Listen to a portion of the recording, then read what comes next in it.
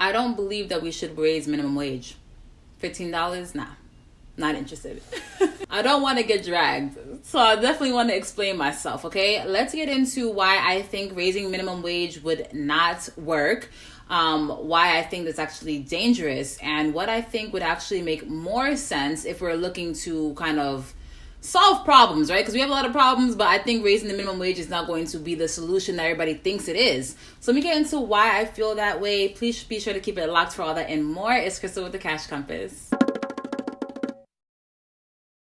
All right, welcome back. I am here to teach you all the things that you should have learned in school about money, but for whatever reason, they forgot to mention it. If you love all things personal finance, investing, and economics, you will definitely want to subscribe. Just right down there, it is free. Make sure you hit that bell so you get notified every time I post a new video, because that is all we talk about on this channel. All right, let's get into it. So I know that might ruffle some feathers. I might get a lot of heat for this, because I think right now the concept of raising minimum wage is such a hot topic, but I kind of want to break it down a little bit, because I think that people have this misconception that if you raise minimum wage, all of a sudden your problems is going to be solved, right? Negative. And then I know a lot of people on the other ends of things who don't feel like minimum wage should be raised. They say things like, if you raise minimum wage, everything else will increase, so we shouldn't raise minimum wage. I also disagree with that, right? So here's the thing. In order to solve a problem, we got to figure out what the problem is, okay? And in my opinion, the problem is not that minimum wage is too low. The problem is the cost of living is forever increasing and the wages are not keeping up with that, okay? But that has nothing to do necessarily with employers not paying their people, quote unquote, enough, okay?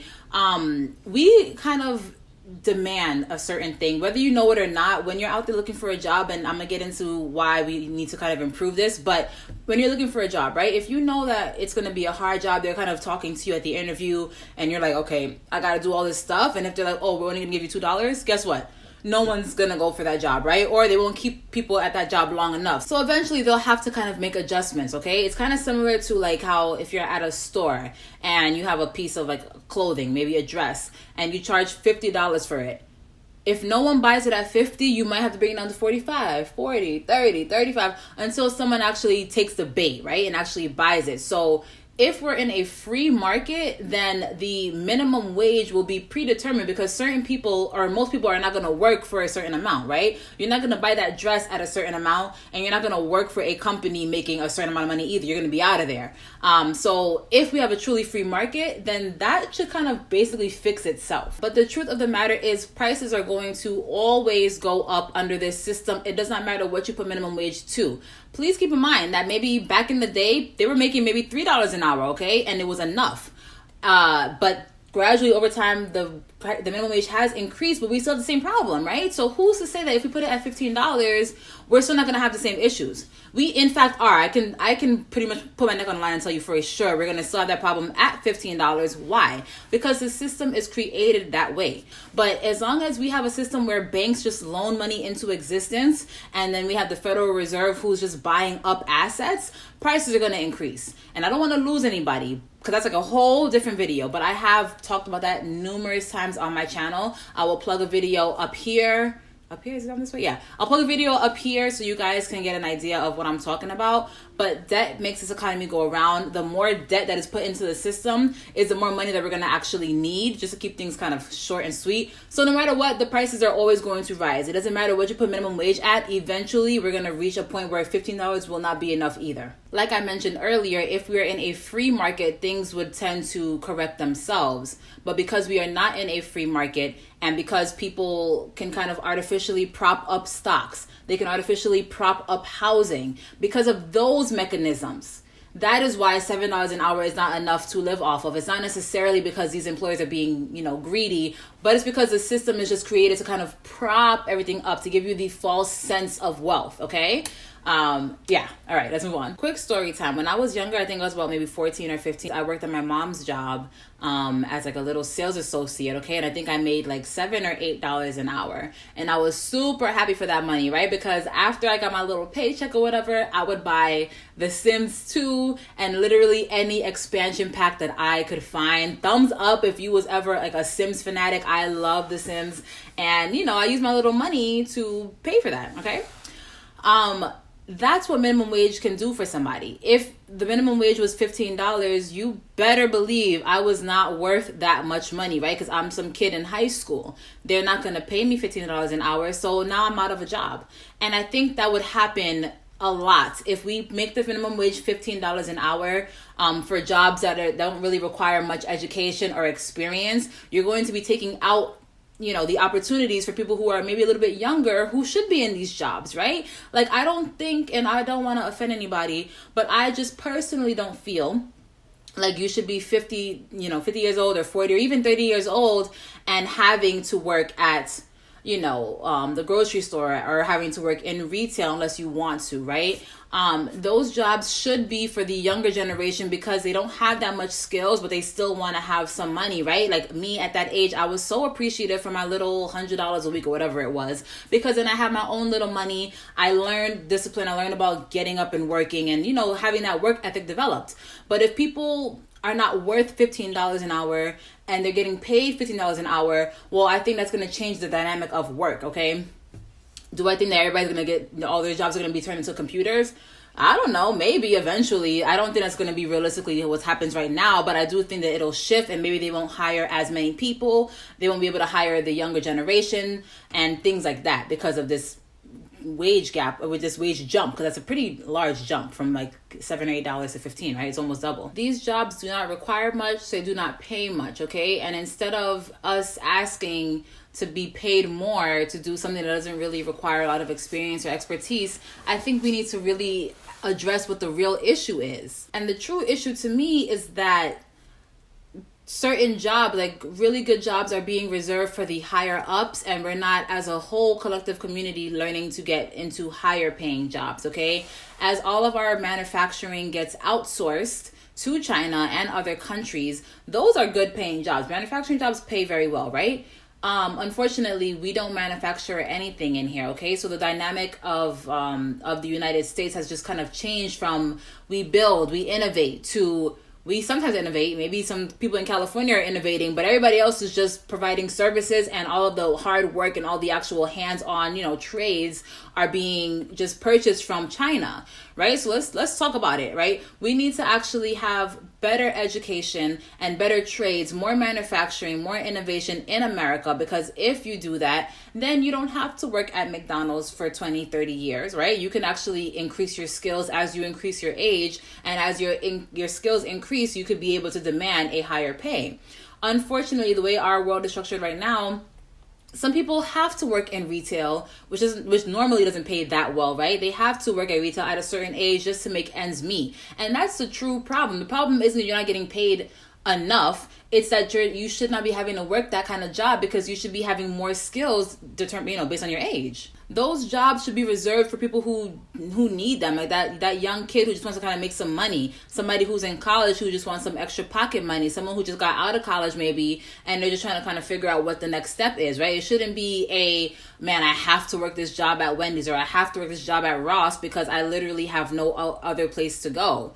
And I think that's what it's kind of ended up as, right? A lot of people end up at these jobs they don't necessarily want to work, but because of education, because of the skills, maybe how expensive schooling is, it's hard to kind of get into school. The trade jobs, maybe they're a little bit hard to come by. So we need to kind of bring those jobs back to America. That way we can actually get more skills as we get older. Our education system is definitely flawed. We need to kind of encourage innovation, encourage creatives, encourage manufacturing, bring those jobs back for real, so that people can actually make better money doing better things. Also, we don't talk about money enough. And I kind of talked about that in this video that I did up here, that we think money is taboo. And I think because of that, we kind of accept whatever, right? So it's not, thankfully we have like websites like Glassdoor, and maybe there's a couple of others that I don't really know of, that you can kind of see what the income is before you even bother applying for the job. But I think that we should have something. I don't know what it's going to be. Maybe you guys can create it, or maybe I could create it. I don't know.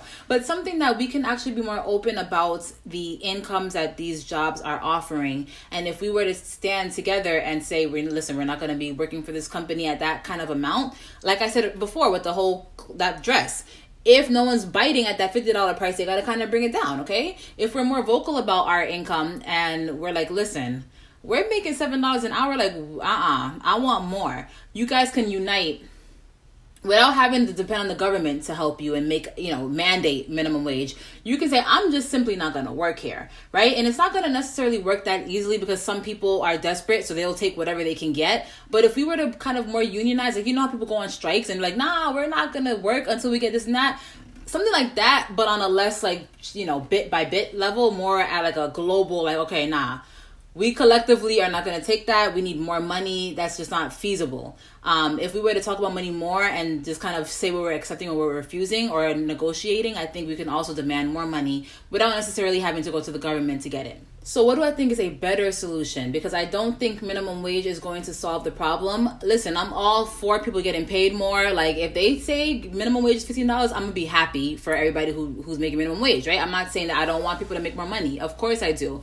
I just think that's not going to solve the problem. A lot of people complain about minimum wage because they don't think they can keep up with the cost of living. But like I said earlier, trust me, $15 is going to be a problem also. So the solution to me, and this is probably never going to happen, but what about a maximum wage, right? CEOs, no matter what we was going through, they've been making bank, okay? And especially during COVID, a lot of CEOs actually made a tremendous amount of money while their employees have made nada, right? So what if we had a maximum wage, right? What if you couldn't pay your C-suite, upper management, whatever? What if they couldn't get crazy amount of bonuses unless you also gave at least a 5% raise to everybody else in the company, right? Or what if there was tax incentives? If you were to give all your employees at least a 3%, raise to, keep up with inflation, which is a whole another BS thing. But let's say it was 3% to keep up with inflation. And if you guys did that, we would give you tax incentives, right? I think that would solve the problem of letting CEOs just kind of pull all this money out of a corporation and leaving the people who actually built it with scraps. I think it would also kind of limit the wage gap. So it kind of be like a twofer, right? Because what the problem is a lot of productivity going in. A lot of people are working.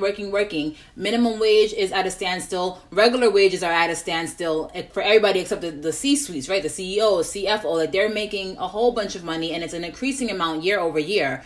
But we're not seeing the same thing for people down below. So if you were to tie those two together and say, if you're going to be going up, you got to pull these people up there with you too, that would tighten the wage gap. And then I think that would also solve the problem with people feeling like, oh, well, we're not getting paid enough. Well, now your pay is determining what the CEO's pay is going to be, right? So I think that might change the narrative. We also would need to discuss the reform of our education system. That's not something that I think can happen on a federal level by any means. It would definitely have to be at your local level, improving your schools, offering more programs for trade, right? Not necessarily having to go to a university, but maybe going to more trade schools, having that more readily available, especially in communities where they don't have as many resources. Of course, this is like my I don't know, my presidential campaign speech, right, of what we need to actually do. But I think if we were to tackle education and kind of really tackle poverty and not allow people who are old enough, who should be getting more skilled, who should be more educated,